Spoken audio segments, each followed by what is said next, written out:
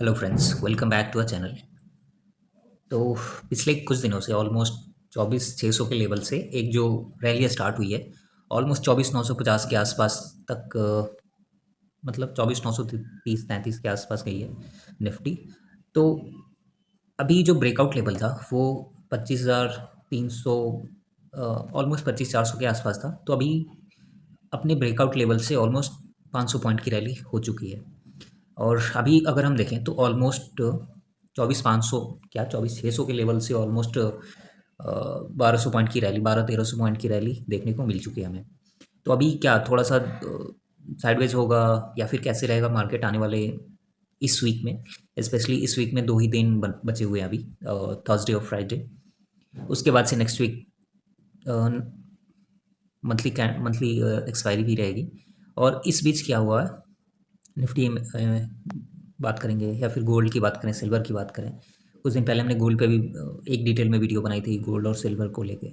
और हमने बताया था कि आने वाले दिनों में हो सकता है थोड़ा सा प्रॉफिट बुकिंग देखने को मिले। और अभी कल की बात करें तो कल ऑलमोस्ट गोल्ड और सिल्वर 6-6% डाउन था। और तो पहले निफ्टी और बैंक निफ्टी की बात करते हैं, इंडियन मार्केट की बात करते हैं कि क्या हो सकता है। क्योंकि अभी क्या है कि Q2 का रिजल्ट भी आना स्टार्ट हो चुका है। अभी HDFC बैंक का रिजल्ट आया था और उसके बाद से ICICI का भी आया था। तो कैसे रिजल्ट रहे और इन सब पे थोड़ा सा बात करेंगे। उसके बाद से हम इस वीक क्या पॉसिबिलिटीज़ दिख रही है मार्केट को लेके और उस पर थोड़ा सा डिटेल में बात करेंगे। तो चलिए स्टार्ट करते हैं।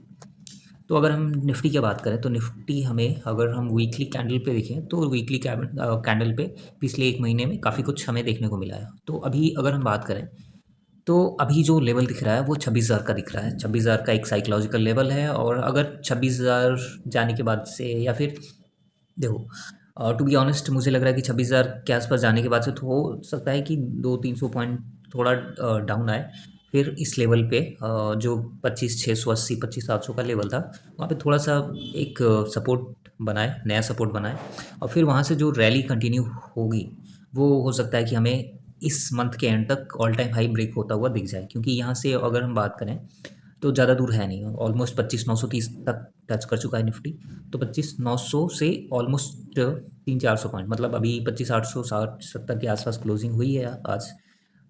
तो अभी अगर हम देखें तो ऑलमोस्ट 25, यहाँ से 400-500 पॉइंट की रैली हमें चाहिए और उससे ज़्यादा नहीं चाहिए। तो यहाँ से 500 पॉइंट आने वाले कुछ दिनों में पॉसिबिलिटीज़ है। क्योंकि अभी 2 दिन इस वीक में बचे हुए हैं और नेक्स्ट वीक में ऑलमोस्ट 5 डेज़। तो ऑलमोस्ट 7 ट्रेडिंग सेशन बचे हुए हैं और 7 ट्रेडिंग सेशन में हमें लग रहा है कि जो एक ऑल टाइम हाई है 26,250 के आसपास, वो ब्रेक हो जाएगा। यहाँ से 200-250, मतलब 250 कह रहा हूँ, 450-500 पॉइंट की रैली देखने को मिल सकती है। तो अगर हम थोड़ा सा और देखें मंथली कैंडल, तो मंथली कैंडल भी काफ़ी अच्छा है। और हाँ, बहुत जनों ने ये जो रैली थी वो मिस भी कर दी होगी फोमो में। क्योंकि बहुत सारी चीज़ें ऐसे ही चल रही थी। जैसे अभी कुछ दिन पहले चाइना के ऊपर 100% का टैरिफ लगा दिया था ट्रंप ने। उसकी वजह से बिटकॉइन में जो क्रैश आए थे, उसकी वजह से बहुत सारी अनसर्टेनिटीज़ बढ़ गई थी। तो पॉसिबिलिटीज़ थी कि इंडियन मार्केट में भी थोड़ा सा इम्पैक्ट पड़ेगा। बट कुछ हुआ नहीं, कुछ खास डिफरेंट मतलब इम्पैक्ट उसका देखने को नहीं मिला। क्योंकि हमारी जो मार्केट है वो ऑलरेडी अंडर वैल्यूड है, ऑलरेडी नेगेटिव है। ठीक है, अगर हम दूसरे कंट्रीज़ के इंडाइसेस देखते हैं, जैसे S&P है, नैस्डैक है, निकाई है, सब ने अच्छा परफॉर्म किया है। बट हमारी जो निफ्टी है वो नेगेटिव रिटर्न पे बैठी हुई थी। ठीक है, तो ये भी एक रीज़न था। तो अभी अगर हम RSI देखें तो 66 के आसपास है और मंथली कैंडल काफ़ी अच्छा दिख रहा है। और उसके बाद से अगर हम वीकली पे आते हैं तो एक सेकेंड, वीकली पे जो RSI है वो 62 पे है और वीकली पे भी जो ब्रेकआउट है काफ़ी अच्छा है। तो ये जो ब्रेकआउट है 25,700 के आसपास, वो सस्टेन करता है या नहीं करता है वो तो आने वाले टाइम में पता चलेगा। बट अगर इसके ऊपर सस्टेन कर जाता है तो काफ़ी अच्छी रैली हमें देखने को मिलेगी। मतलब यहाँ से और हमें 500-600 पॉइंट की रैली देखने को मिल सकती है। ठीक है, अगर हम डेली टाइम फ्रेम की बात करें तो डेली टाइम फ्रेम पे 72 के आसपास RSI आ चुका है। तो यहाँ से पॉसिबिलिटीज़ हैं कि सॉरी, ये जो लेवल है अपना, और मतलब 25,300 से लेकर 25,400 का लेवल, वो हमें देखने को मिल सकता है। मतलब इस वीक तो पॉसिबल कम ही दिख रहा है, नेक्स्ट वीक में। ठीक है, और बाकी अगर यहाँ से, यहाँ ये जो रैली चली है, अगर यहाँ से थोड़ा सा अगर नीचे की साइड में आता है तो अपना जो सपोर्ट होगा वो 25 670 से 680 के आसपास होगा। अगर वो लेवल ब्रेक हो जाता है तो फिर अपना जो नेक्स्ट सपोर्ट रहेगा वो 25,400 के आसपास रहेगा। तो अभी हमारे माइंड में दो ही सपोर्ट रहना चाहिए, एक 25,650 के आसपास और दूसरा 25,400 का। ठीक है, और रेजिस्टेंस के लिए हम 26,400 का एक ठीक ठाक रेजिस्टेंस दिख रहा है, पहले 26,000 का फिर 26,400 का। अगर बैंक निफ्टी की बात करें तो बैंक निफ्टी काफ़ी अच्छा चल रहा है और ऑल टाइम हाई टच कर चुका है। अगर देखें यहाँ पे तो मतलब काफ़ी अच्छा एक पैटर्न बना था, यहाँ से इस लेवल से एक ब्रेकआउट आया था और मतलब ब्रेकआउट के लेवल से 2000 पॉइंट ऊपर जा चुका है ये। ठीक है, तो अभी जो इसका सपोर्ट है वो 57,600 पे काफ़ी अच्छा है, क्योंकि रिसेंटली यहाँ पे टाइम स्पेंड किया है इसने और इस लेवल पे सपोर्ट काफ़ी अच्छा है। तो अगर बैंक निफ्टी नीचे आती है तो ये जो लेवल्स होंगे मतलब ऑलमोस्ट 57,600 से लेके 56,600 800 तक ये सपोर्ट की तरह काम करने वाले हैं।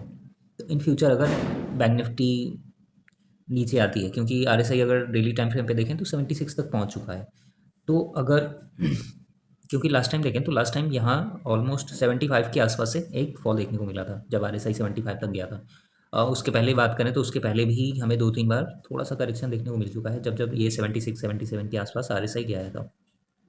तो एक्सपेक्ट कर सकते हैं कि बैंक निफ्टी में थोड़ा सा एक छोटा शॉर्ट टर्म में या शॉर्ट टाइम में एक थोड़ा सा करेक्शन देखने को मिले, मतलब प्रीवियस डाटा को देखते हुए, प्रीवियस हिस्ट्री को देखते हुए।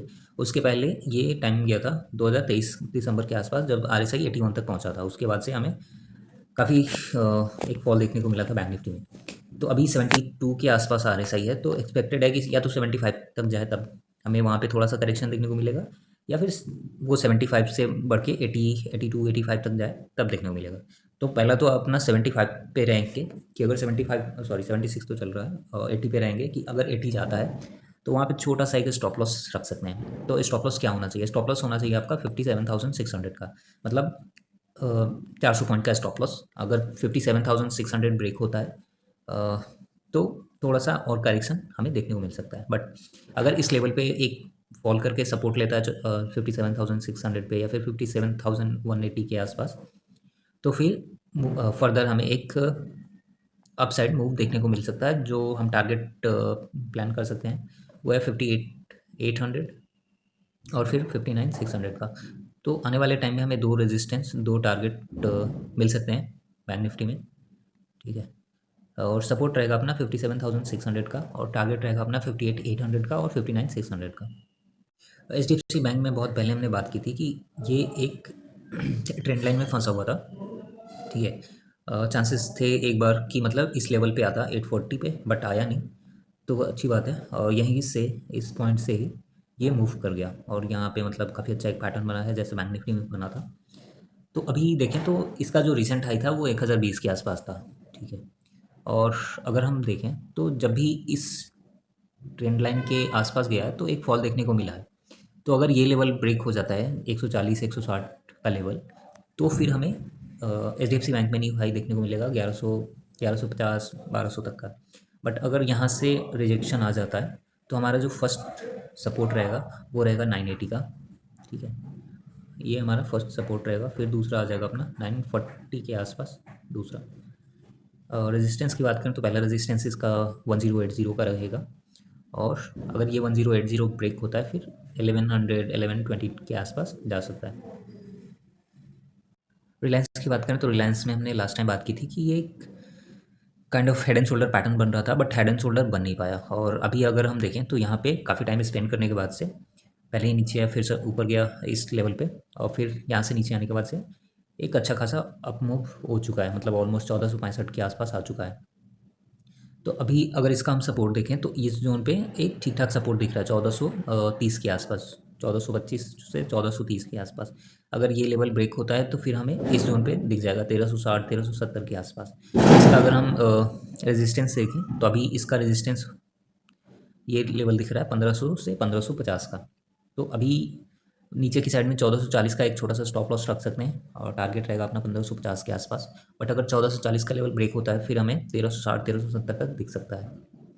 एक चीज़ आप देखो कि ये जितने भी स्टॉक्स हैं या फिर इंडाइसेस हैं, ये इनका जो RSI है वो 75 72 75, मतलब ऑन एन एवरेज 70 प्लस में ही है, तो इनका मैक्स टू मैक्स जाना 80 तक ही दिख रहा है। मतलब अपसाइड मूव जो है वो आरएसआई के अकॉर्डिंग 7 से 8% ही दिख रही है। मतलब 7-8%। मैं स्टॉक की या इंडाइसिस की बात नहीं कर रहा हूँ, मैं आरएसआई की बात कर रहा हूँ, क्योंकि 80 के आसपास जैसे जाएगा वहाँ से थोड़ी बहुत सेलिंग देखने को मिलेगी। हो सकता है थोड़ा सा साइडवेज हो जाए, उसके बाद से एक मूव है। तो लास्ट टाइम मैंने गोल्ड की जो डिटेल एनालिसिस की थी तो उसमें बताया था कि अपना जो स्टॉप लॉस रखो वो 4200 के आसपास हो। मतलब क्योंकि अभी देखें तो लास्ट टाइम मैंने बताया था कि आर एस आई इसका ऑलमोस्ट डेली टाइम फ्रेम पे, इवन मंथली पे भी ओवरबॉट जोन में चल रहा था, ठीक है। और ये ऑलमोस्ट कहाँ गया, 93, 90, 92, 93 के आसपास चला गया था। तो मैंने बताया था कि ज़्यादा नहीं, एक छोटा सा स्टॉप लॉस लेके चलो, क्योंकि आने वाले टाइम में थोड़ी बहुत सेलिंग तो देखने को मिलेगी ही, ठीक है। बट इसमें अभी क्या है, अभी 4000 का लेवल थोड़ा सा स्ट्रॉन्ग दिख रहा है, एक साइड लेवल भी है, ठीक है। ऑलमोस्ट अगर देखें तो ऊपर से 10% तो गिर ही चुका है। एक सेकंड, 10, ऑलमोस्ट 10% तो गिर चुका है।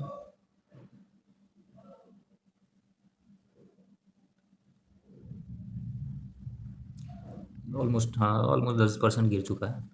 तो अभी देखें तो पॉसिबिलिटीज़ यही है कि हमें और फर्दर फॉल देखने को मिल सकता है गोल्ड में, क्योंकि अभी आर एस आई देखें तो 55 पे पहुंच चुका है डेली टाइम फ्रेम पे, और मंथली पे कुछ खास फ़र्क नहीं पड़ा है, 93 पे अभी भी है।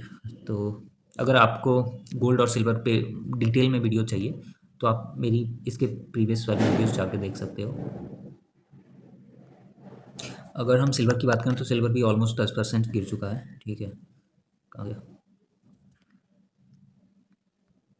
ऑलमोस्ट 10% के, ये ऑल टाइम हाई से 12% गिर चुका है, ठीक है। 54 तक गया था, 54 से फिर 58, सॉरी 48 पे आ चुका है। इसका आर एस आई देखें तो 51 के आसपास आ चुका है। तो बेसिकली क्या है कि अभी जो इंटरनेशनल मार्केट है वहाँ पे भी थोड़ा बहुत एक प्रॉफिट बुकिंग देखने को मिल रही है। अदरवाइज अगर बिटकॉइन की बात करें तो बिटकॉइन भी ऑलमोस्ट काफ़ी गिर चुका है। मतलब ऑलमोस्ट 126 जाने के बाद से ये 1 लाख 2,000 3,000 तक भी आया था। तो काफ़ी फॉल देखने को मिला था। और सबसे बड़ा कैंडल जो, अगर डेली टाइम फ्रेम पे देखें या फिर मंथली पे भी देखें, तो एक दिन में 20,000 पॉइंट्स गिरना, 20-25,000 गिरना बहुत बड़ी बात है, ठीक है। तो ये फॉल हुआ था, इस पे मैं एक डिटेल में वीडियो बनाने वाला हूँ। एक ट्रेडर थे जिन्होंने मतलब $200 मिलियन बनाए थे 24 घंटे क्या, मतलब लेस देन 1 आवर में। और बेसिकली ये इत्तेफाक नहीं होता है, without insider information you can't bit more than, ठीक है। तो उसमें क्या होता है कि बहुत सारी न्यूज़ थे, तो उस पर मैं एक डिटेल में वीडियो बनाऊंगा।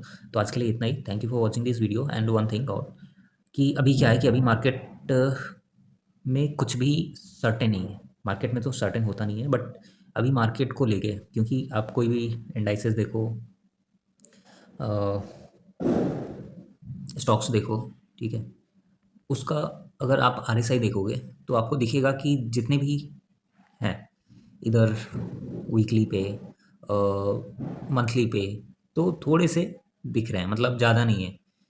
अभी अगर मंथली पे भी देखोगे तो आपको दिखेगा कि हाँ पोटेंशियल है, बट बहुत कम है। मतलब अगर ये 3 महीने में ऑल टाइम हाई ब्रेक हो जाता है तो निफ्टी जो है मैक्स टू मैक्स 28,000 तक ही जा सकती है, ठीक है। मतलब यहाँ से ऑलमोस्ट 2200 पॉइंट, इससे ज़्यादा नहीं दिख रही है निफ्टी।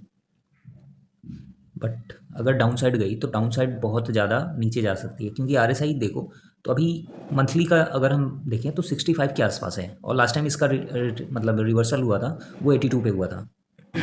तो ऑलमोस्ट 15% का आर एस आई, मतलब आर एस आई के अकॉर्डिंग 15% जाने के बाद से फिर से ये मतलब एक करेक्शन आना स्टार्ट हो जाएगा। तो ये सबसे बड़ी बात है।